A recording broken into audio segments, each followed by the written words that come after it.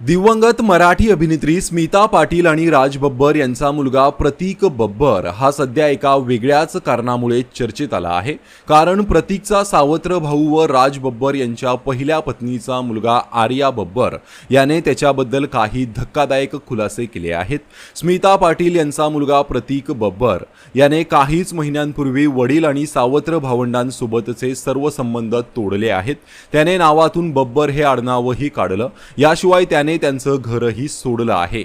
यावरच आता प्रतीकचा सावत्र भाऊ आर्या बब्बर याने खुलासा करत म्हटलं आहे, प्रतीक आणि आम्ही एकत्र कुटुंबात राहायचो, पण आता त्याच्यात इतका बदल झाला आहे की मलाही कळत नाहीये।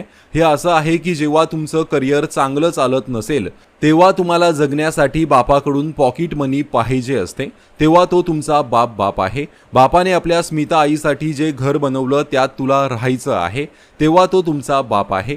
म्हणजे जेव्हा तुला सगळे फायदे मिळत असतील तेव्हा तो तुझा बाप आहे, पण जेव्हा त्यांनाच तुला समाजात इज्जत देण्याची वेळ येते तेव्हा तू त्याला बाप मानत नाही। हे कसं चालेल? मोठा भाऊ म्हणून जर माझं त्याच्यावर प्रेम आहे तर तो जिथे चुकत असेल तिथे मी चूक आहे हेच बोलेल, आणि इथे त्याचीच चूक आहे। ज्या स्मिता आईसाठी वडिलांनी आम्हाला सोडलं आणि ते निघून गेले, आज त्याच स्मिता आईचा मुलगा बापाला बाप मानत नाही। याहून मोठं दुःख काय असू शकतं?